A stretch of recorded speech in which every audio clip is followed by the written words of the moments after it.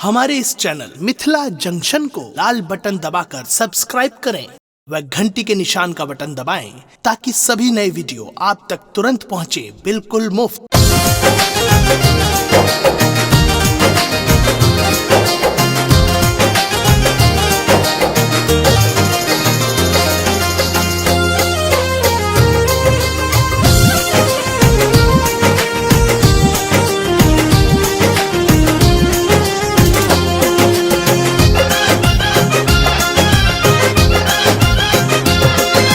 जीजा साला बहुत अबारा ठुक लिया बहन हमारा, साले को जेल भेजूंगी, साले को जेल भेजूंगी।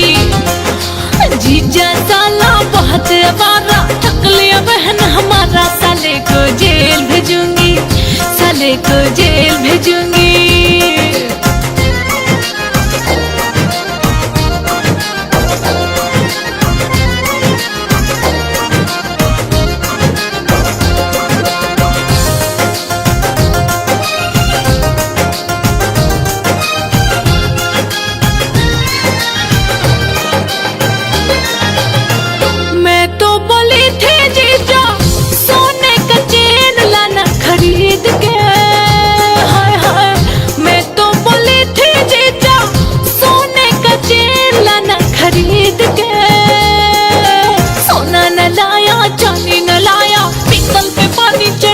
साले को जेल भेजूंगी, साले को जेल भेजूंगी।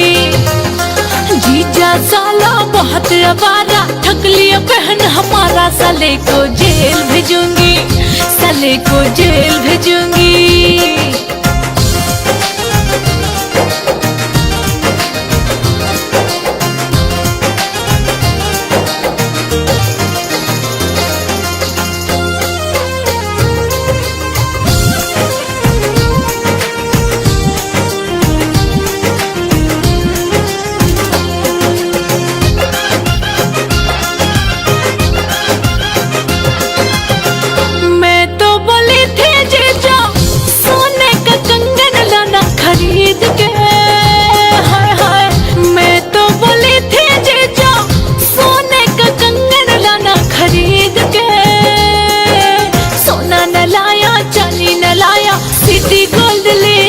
साले को जेल भेजूंगी, साले को जेल भेजूंगी। जीजा साला बहुत अबारा ठग लिया बहन हमारा, साले को जेल भेजूंगी, साले को जेल भेजूंगी।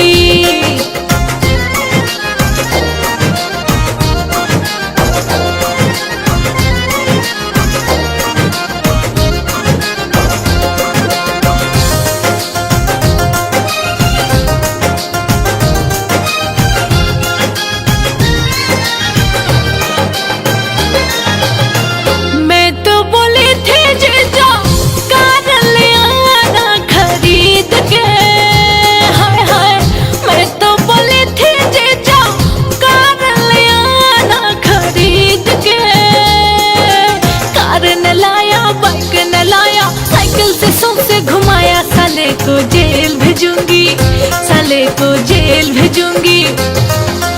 जीजा साला बहुत अबारा ठग लिया बहन हमारा, साले को जेल भेजूंगी, साले को जेल भेजूंगी।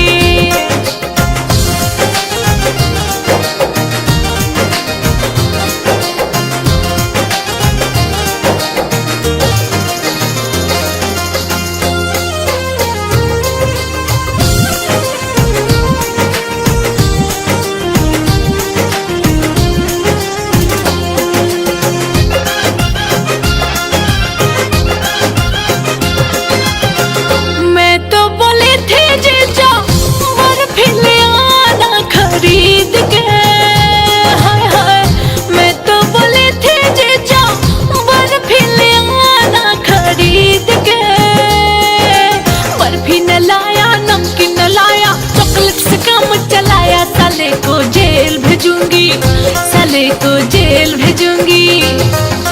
जीजा साला बहुत अबारा ठग लिया बहन हमारा, साले को जेल भेजूंगी, साले को जेल भेजूंगी।